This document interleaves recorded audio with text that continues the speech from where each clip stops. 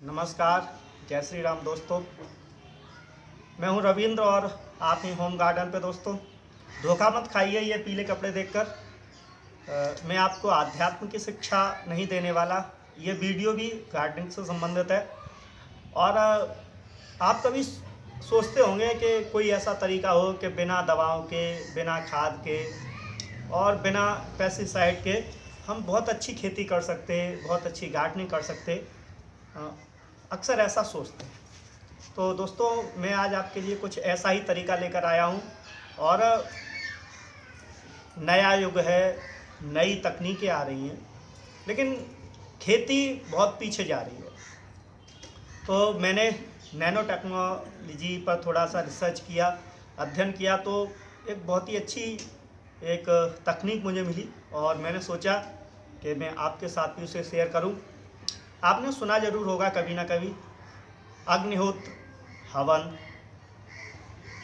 लेकिन अग्निहोत्र का प्रयोग हम फार्मिंग में करें, खेती में करें, बागवानी में करें तो उसे हम कहते हैं अग्निहोत्र फार्मिंग।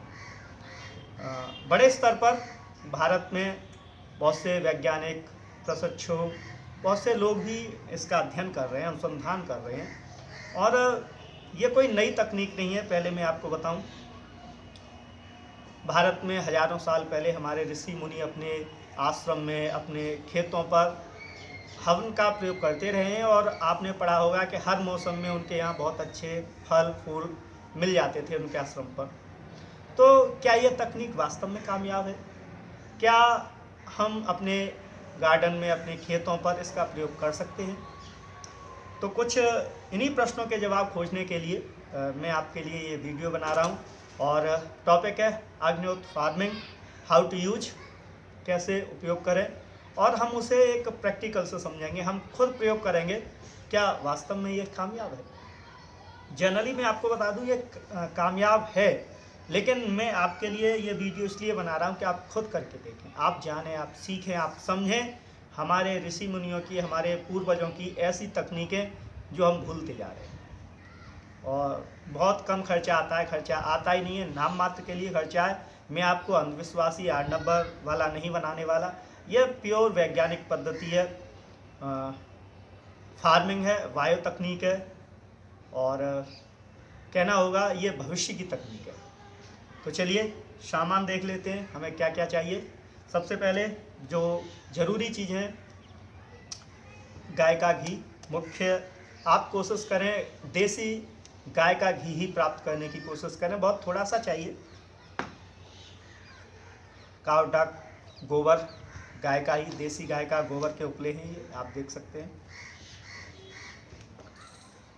एक हवन करने के लिए पात्र चाहिए, हवन कुंड जिसे बोलते हैं। आकृति उसके त्रिभुज या पिरामिड जैसी होनी चाहिए। चावल, अक्षत चाहिए हमें थोड़े से। और कुछ मिट्टी के पात्र हों अपनी सामग्री रखने के लिए। 1 चम्मच घी वगैरह आहूत करने के लिए, बस। और बहुत तामझाम नहीं करना है, ये पीले कपड़े रोज़ नहीं पहनने हैं। ये तो मैं केवल अपनी संस्कृति को प्रेजेंटेशन करने के लिए केवल आपको दिखा रहा हूँ। कोई ज़रूरी नहीं कि आपके पास बहुत अच्छा गद्दा हो।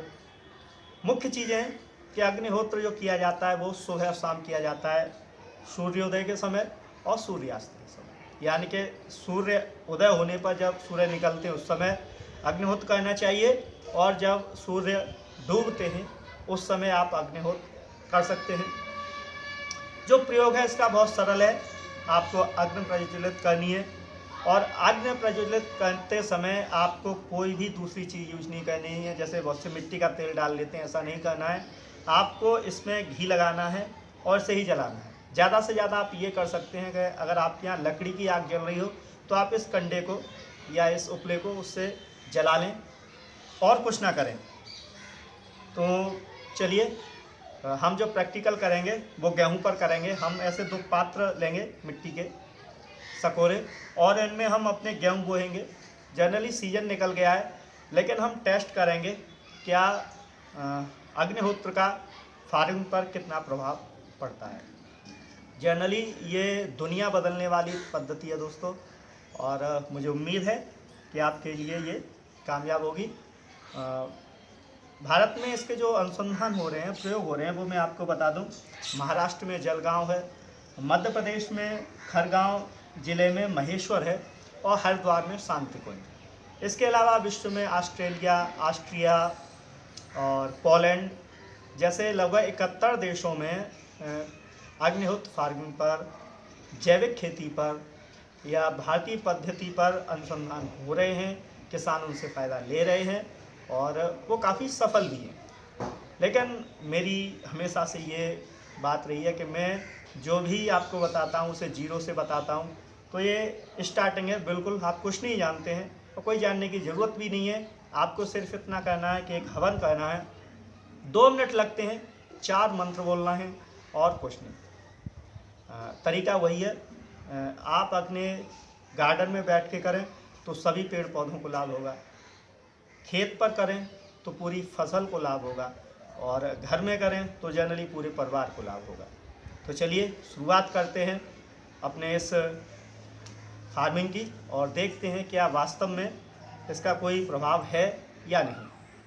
ये देखिए दोस्तों, ये साधारण मिट्टी है और ये साधारण गेहूँ है, बिल्कुल जो मैं इसमें मिला लेता हूँ।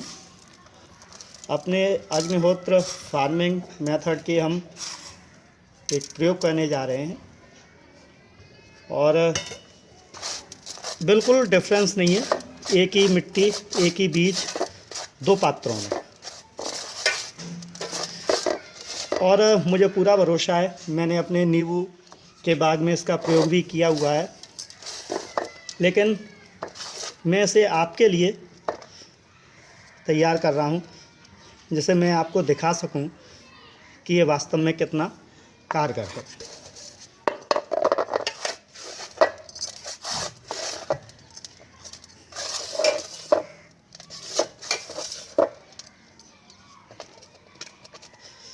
ये देखिए, हम 2 पात्र बना रहे हैं।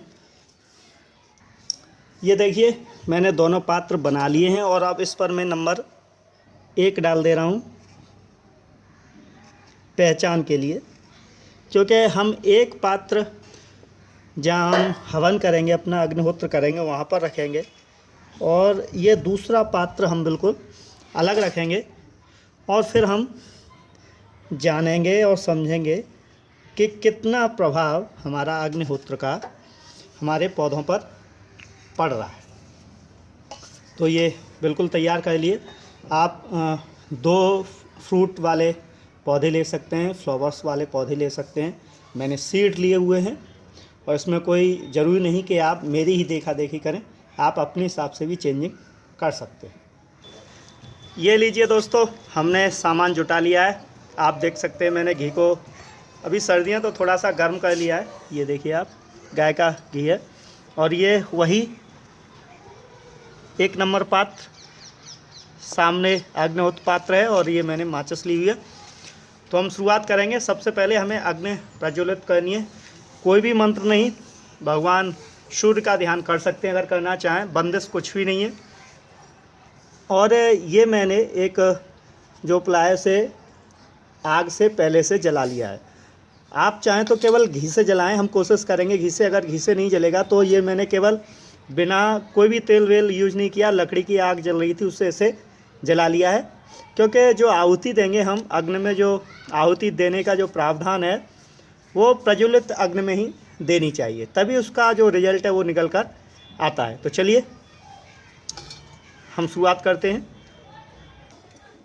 तो सबसे पहले दोस्तों हमें क्या करना है कि गाय के जो उपला है उसे ऐसे घी से भिगो लेना है।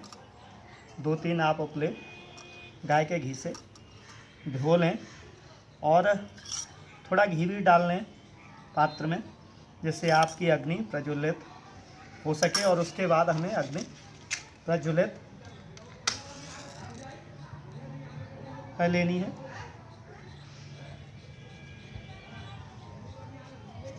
और ये थोड़ा कठिन काम होगा अभी, तो आप इसे पहले अच्छी तरीके से प्रज्वलित कर लें।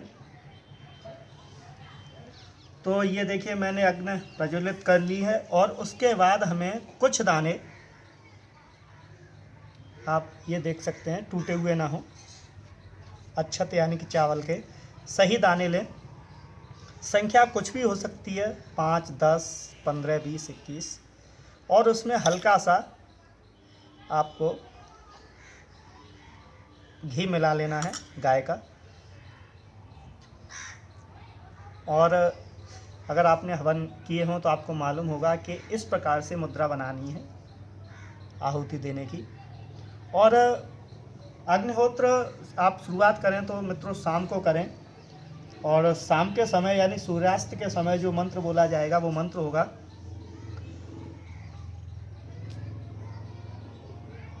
अग्नेय स्वाहा अग्नेय इदं नमः। फिर कुछ अक्षत लें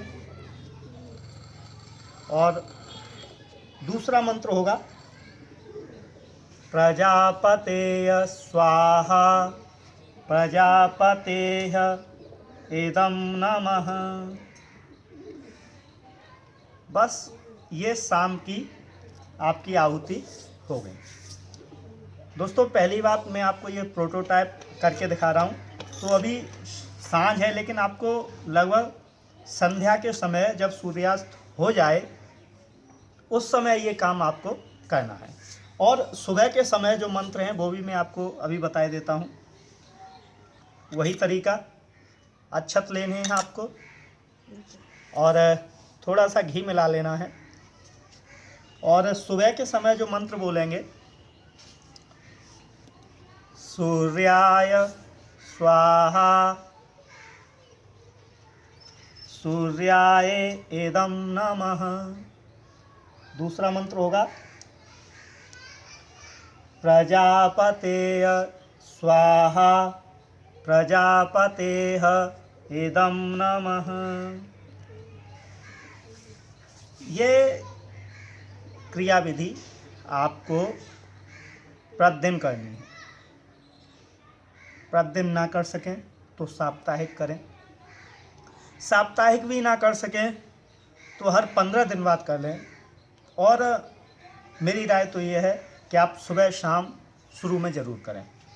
तो हम यहाँ ये प्रैक्टिकल कर रहे हैं, तो ये हमने पात्र भी रखा हुआ है। और फिर सप्ताह में एक दिन आपको त्रयम्बक मंत्र से भी आहुतियाँ देनी है। तरीका वही होगा, अक्षत लेने हैं, घी मिलाना है और मंत्र बोलना है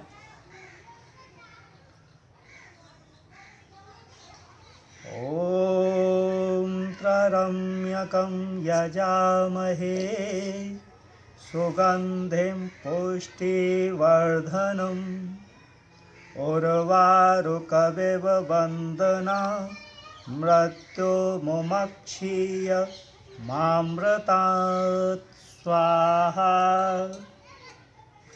इस प्रकार से आप ये जो मृत्युंजय मंत्र है, महामंत्र है, से 3 बार बोलेंगे। ओम त्रयम्बकं यजामहे सुगंधिं पुष्टिवर्धनम् उर्वारुकमिव बन्धना मृत्युमुक्षीय मामृतात् स्वाहा। ओम त्रयम्बकं यजामहे सुगंधिं पुष्टिवर्धनम् उर्वारुकमिव बन्धनात् मृत्युमुक्षीय मामृतात् स्वाहा। तो ये बहुत छोटी सी क्रिया है दोस्तों, और इसमें कुछ समय नहीं लगना। तो दोस्तों आपने देखा ये 2 मिनट की क्रिया है, कोई भी ताम झाम नहीं करना है। मेरी तरह बहुत सरल, अपने आप गार्डन में बैठिए, पात्र रखिए, हाथों पे चावल रखिए, गाय के घी को मिलाइए और मंत्र बोल दीजिए। यथार्थ में जो होम बायो फार्मिंग है या अग्निहोत्र फार्मिंग है मित्रों, ये एक सूक्ष्म बायोलॉजी है। प्राणवायु संचरण, आइंस्टीन ने ऊर्जा सिद्धांत दिया पावर, शक्ति, या कहनी होगी जो पावर है वो खत्म नहीं होती है, वो ट्रांसफ़र हो जाती है केवल एक से दूसरी जगह। तो जब आप ये करेंगे तो दोस्तों इसके जो रिजल्ट आए उनमें जो सब्जियां हैं या फल हैं उनके रंग रूप, आकार, स्वाद बहुत ही चेंज हुआ है, नॉर्मल हो गए हैं वो। अब उनका जो स्वाद होता है बेहतर हो जाता है, रंग निखर कर आता है और खाने में स्वादिष्ट भी लगते हैं। तो जनरली बस ये छोटी सी मेरी एक कोशिश है, मैं और भी वीडियो आपको बनाऊंगा। और ये जो पात्र है इसे जब भी आप हवन करें तो अपने पास रखें। दूसरे दिन आपको क्या करना है, जैसे शाम को हमने ये अग्निहोत्र किया, सुबह जो इसकी राख है जिसे भभूति बोलते हैं उसे हम एकत्रित करेंगे और एक ऐसा ही पात्र लेंगे, मिट्टी का या फिर कांच का पात्र। ये ध्यान रखें, मिट्टी का पात्र लें या कांच का लें, उसमें इस भभूति को इकट्ठा करते रहें और हर 2-4 दिन बाद उस भभूति को अपने पौधों में डालते रहें या फसल में डालते रहें। तो उसका रिजल्ट फिर देखिए, 2-3 महीने लग जाएंगे, लेकिन जब रिजल्ट निकल कर आएगा तो आप भी आश्चर्यचकित हो जाएंगे। तो जो मैंने त्रयम का मंत्र बोला उसका साधारण शब्दों में अर्थ में आपको बता दूं कि समस्त संसार के पालनहार 3 नेत्रों वाले भगवान शिव की हम आराधना करते हैं, उपासना करते हैं। विश्व में सुरभ फैलाने वाले शिव मृत्यु की मोक्ष से हमें मुक्ति दिलाए। यानी कि साधारण शब्दों में कहें दोस्तों, मैं किसी मंत्र श्लोक का अर्थ नहीं कर रहा, हमारी ये भावना है कि विश्व में भलाई भला हो, सभी का उद्धार हो, तरक्की हो और सद्भावना प्रसारित हो। आपने कभी अगर मनोविज्ञान पढ़ा हो तो हमारे कार्य, हमारी तरक्की हमारी सोच पर निर्भर करती है। और ये जो होम बायो फार्मिंग है या जैविक फार्मिंग है या अग्निहोत्र फार्मिंग है, हवन पद्धति है, ये उसी का एक परिष्कृत और एक बायोलॉजिकल रूप है, फार्मिंग रूप है, जो मैंने आपको बताने की कोशिश की है। हो सकता है कुछ गलतियां हों, लेकिन मैंने अपनी तरफ से पूरी जानकारी आपको देने की कोशिश की है और मैं आपसे अपेक्षा रखता हूं कि आप भी अपने गार्डनिंग में इसे अपनाएंगे और मुझे अपने अनुभवों से ज़रूर बताएं। आप मुझे कमेंट करें, हो सकता है मैं आपकी कुछ हेल्प कर सकूं। यहाँ आगरा में एक आनंद शर्मा जी हैं, हमारे फेसबुक फ्रेंड हैं, और वो जनरली इसे प्रयोग कर रहे हैं। मैंने 1-2 बार उनके कमेंट पढ़े, बहुत ही भले सज्जन व्यक्ति हैं। सज्जन का मतलब बहुत ही सरल हृदय के हैं, ऐसी बात नहीं है, जो उनके हृदय में होता है उसे कह देते हैं। तो उन्होंने गाय भी पाल रखी हैं, तो मैंने उनसे 1-2 बार कमेंट किया तो उन्होंने खुद ही बताया कि बहुत ही अच्छा प्रयोग है और वो अपने फार्मिंग में इसका प्रयोग कर रहे हैं। जब अग्नि प्रज्वलित होती है दोस्तों, मैं आपको बताऊं तो करोड़ों टन ऑक्सीजन हवन की जो वायु है वो बनाती है, प्राण वायु बनाती है। ये घी, गाय का घी और गाय के उपले जब जलते हैं तो एथिलीन ऑक्साइड, प्रोपेलाइन ऑक्साइड और बहुत सी ऐसी गैसें बनाते हैं जो हानिकारक कीट होते हैं या वायरस होते हैं, वो खत्म हो जाते हैं। और ये बायोलॉजिकल सिद्धांत है, हम उसमें नहीं पढ़ेंगे, हम केवल फ़ायदा लेने की बात कर रहे हैं। मैं आपको एक वैज्ञानिक बनाने की कोशिश नहीं कर रहा, मैं आपको केवल एक किसान बनाने की कोशिश कर रहा हूँ जो जागरूक हो, जो फ़ायदा लेना जानता हो, जो प्रकृति को संतुलित कर सके। तो बस इन्हीं शब्दों के साथ मैं आपसे इजाज़त चाहूँगा और मुझे उम्मीद है कि आपको ये वीडियो बहुत ही अच्छा लगा होगा। ये लीक से हटकर थोड़ा काम है, हो सकता है कुछ लोगों को पसंद ना आए, कोई परेशानी नहीं है। लेकिन दोस्तों मैं आपको बता दूं कि अगर हमें एक नई दुनिया बनानी है, एक नया संसार, ऐसा संसार बनाना है जहां परेशानियां कम से कम हों, ऐसे खाद्य पदार्थ बनाने हैं जो हमें पोषण दे सकें बिना साइड इफ़ेक्ट के, ऐसी आगे के वंश, ऐसी हमें अपने बच्चे बनाने हैं कि वो बीमार ना हो, हमें ऐसा संसार बनाना है कि वो रोगों से भरा हुआ ना हो। तो हमें दोबारा से जैविक खेती पर, अग्निहोत्र फार्मिंग पर लौटना होगा, अपने पूर्वजों की, मनुष्यों की, ऋषियों की, मुनियों की बताई बातों का अनुसरण करना होगा। थोड़ी सी जो मुस्लिम भाई हैं या पारसी हैं या ईसाई हैं, तो वो जनरली अपने मंत्रों का प्रयोग कर सकते हैं, मैं नहीं कहूँगा, और वो अपना प्रयोग भी कर सकते हैं। और क्योंकि भावनाएं सभी की एक ही होती हैं, मंत्रों के स्वरूप थोड़े चेंज हो सकते हैं, लेकिन आप अगर इन्हीं मंत्रों से वो प्रयोग करें तो और ही अच्छा रिजल्ट निकल कर आएगा। तो धन्यवाद। इन्हीं शब्दों के साथ फिर मुलाकात होगी किसी नए वीडियो में नए टॉपिक के साथ। तब तक के लिए आपका दिन शुभ हो। धन्यवाद। तो टॉपिक मैंने आपको समझा दिया है, फिर भी कोई परेशानी हो तो आप मुझे कमेंट करें और मैं आपको बताने की कोशिश करूँगा। तो धन्यवाद।